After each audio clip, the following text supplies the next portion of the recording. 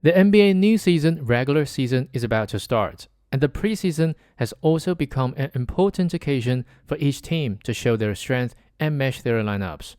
Of course, different teams also present different looks. Teams like the Kings find it hard to win a single game in the preseason, while the defending champion Celtics have shown extremely strong strength. There was even a situation where all the substitutes and the opponent's main players were locked in a close battle. Previously, many NBA media people and coaches have bluntly said that the Celtics in the new season are a team without weaknesses. ESPN has even ranked all 5 starters of the Celtics among the top 50 players in the league in the new season. So what kind of look has this biggest hypothetical enemy of all teams in the league shown in the preseason? How much hope do they have for defending their title? In fact, the Celtics did not attach particularly high importance to this season's preseason. After winning all the first 4 games and being able to outscore their opponents by an average of 21 points per game, the total playing time of their strongest 5-man group was only 244 minutes. On average, each person played only about 10 minutes per game. But under the circumstances of the main players playing intermittently like this, they still showed an unstoppable momentum in the preseason. Here, let's first review the Celtics' preseason journey. The first game was against the Nuggets in Abu Dhabi. The Celtics' star players who had just ended their holidays obviously had not completely shaken off their fatigue. At the beginning, compared to the outstanding performance shown by Porter of the Nuggets, only White of the Celtics played well. He scored 9 points in a single quarter and kept the team close in the score. At the end of the first quarter, the Nuggets still led the Celtics 32-25. Entering the second quarter, the substitute lineups of both sides began to shine. Pritchard, who came off the bench for the Celtics, became a surprise player for the team. He was not in hot form, making 4 of 8 3-pointers and scoring 14 points in a single quarter, helping the Celtics continuously narrow the point gap. In the third quarter, Pritchard still continued his hot performance and scored 7 points again in a single quarter, helping the Celtics narrow the point gap to only 1 point. In the fourth quarter, young players like Drew Peterson and J.D. Davison stepped forward. They scored consecutively and created a scoring run, helping the team take the lead. Finally, as Davison made 4 crucial free throws in the last 8 seconds, the Celtics reversed and defeated the Nuggets 107-103, achieving their first preseason victory. The closeness of the first game made the Celtics show a stronger determination to win in the second game. Also facing the Nuggets, this time Brown, Tatum, and White all played far more than 20 minutes. Brown scored 21 points, Tatum also had 17 points, and White had comprehensive statistics of 13 points, 5 rebounds, and 6 assists. When both sides were playing with their full lineups, the Nuggets could not gain any advantage. And in the third quarter, after the Nuggets took their main players off the court, the Celtics almost effortlessly scored from multiple points. Through suppressing on both offense and defense, they successfully launched a scoring run of 34-8 and instantly made the game lose its suspense. After a short rest, back in the United States, the Celtics welcomed the 76ers, who had made drastic changes to their lineup during the offseason. The 76ers were once regarded as the biggest stumbling block on the Celtics' road to defending the championship. What the Celtics gave their opponents was a massacre. In the absence of George, Embiid, and Maxey, 7 players on the Celtics scored in double figures. Among them, Tatum contributed 16 points, 10 rebounds, and 6 assists. Brown got 18 points, 8 rebounds, and 4 assists. Cornette, who started the game, also performed well and scored 15 points and 8 rebounds. Off the bench, Horford's 3-pointers were still accurate and he scored 15 points. Pritchard contributed 11 points and 8 assists. In the end, the Celtics won by a whopping 50-point margin of 139-89. The game almost lost its suspense in the first quarter. After playing against the 76ers, they played against the Raptors back-to-back. Therefore, all the main players were rested. The outside world generally believed that they had given up this game. However, the starting lineup composed of Pritchard, Horford, Lonnie Walker, Jordan Walsh, and Cater showed a suppressive performance against the Raptors' nearly full-strength lineup. They took a 21-point lead in the first quarter and maintained the lead until the end of the game. This is the dominance shown by the Celtics in the first 4 preseason games. Without exaggeration, if the Celtics show a 100% offensive and defensive posture in every game, they are still the strongest existence in the entire league, and it is difficult for opponents to pose a threat to them. If we are to say what gives the Celtics such extremely strong combat effectiveness now, we must not ignore the structure of their lineup and their excellent playing style on both offense and defense. First of all, at the lineup level, taking the examples of the Nuggets in 2023 and the Lakers in 2020 as a warning, the Celtics management deeply knows how important it is for a championship team to maintain the stability of its lineup.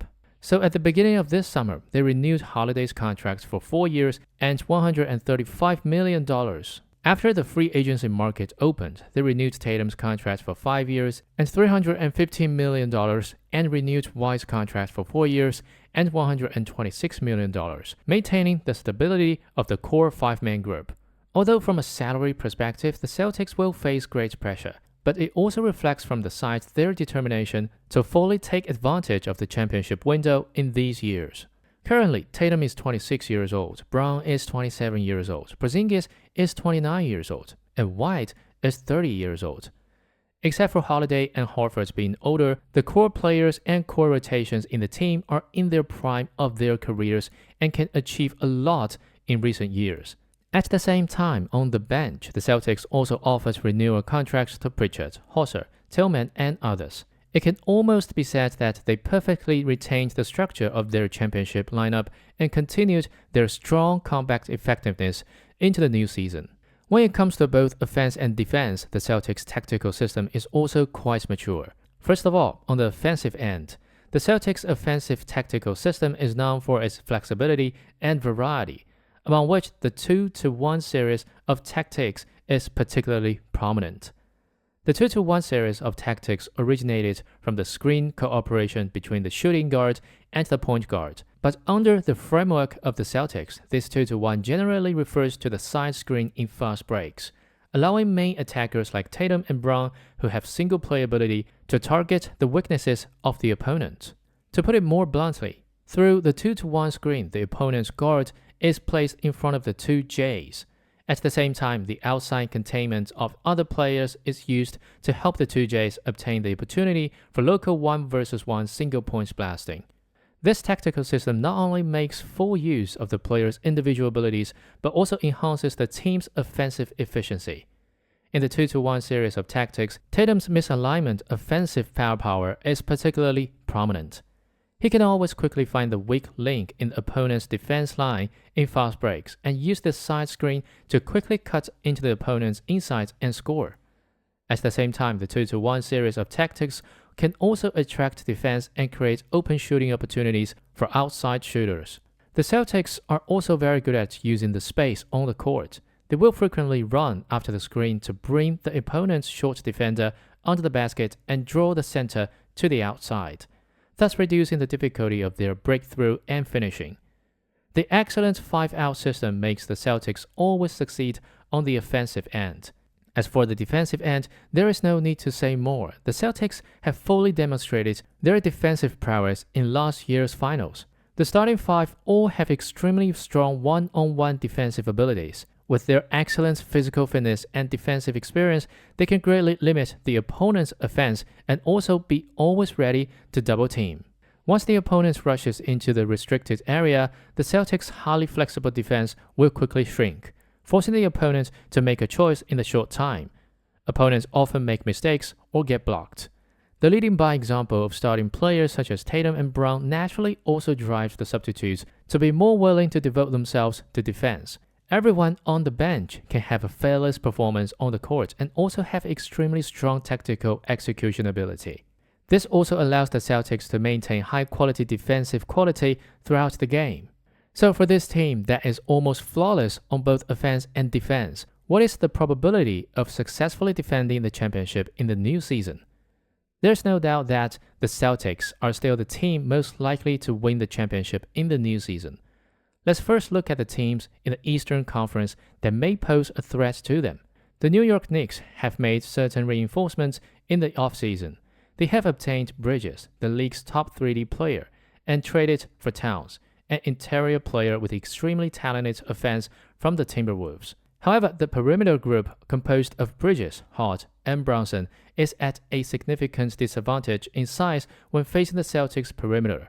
At the same time, the Knicks have lost Hardenstein in the interior. Mitchell Robinson cannot return throughout 2024. This also means that Towns will undertake more rim protection responsibilities.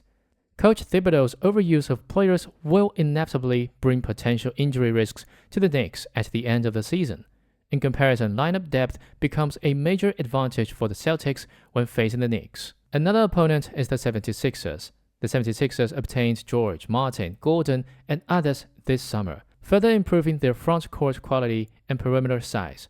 But George's arrival also means that they have to rematch the team system. After all, compared to Harris, George may need more ball possession and shooting opportunities. How to balance among Maxey, Embiid, and George is also a problem that the 76ers must face.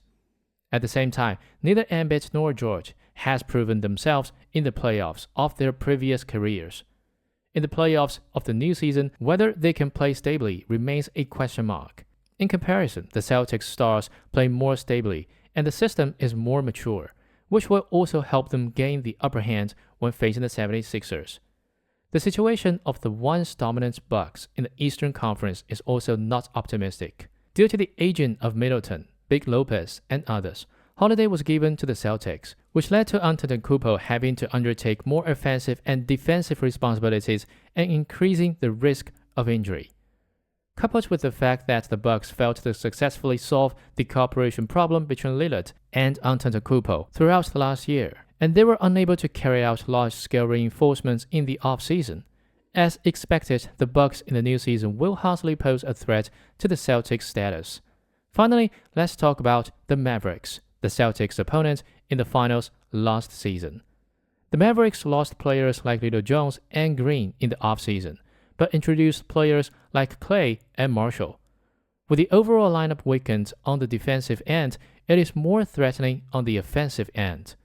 But considering that during the finals last season, the Celtics' extremely strong defense made Doncic and Irving extremely frustrated. If the two sides meet again in the finals in the new season, unless Clay can return to his peak level, the Celtics will still be the side with a great advantage.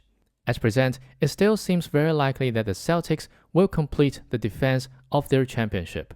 Among all the odds, they are always at the top. So what weaknesses do you think the Celtics, as the biggest hypothetical enemy of the entire league, will have that can be discovered by their opponent?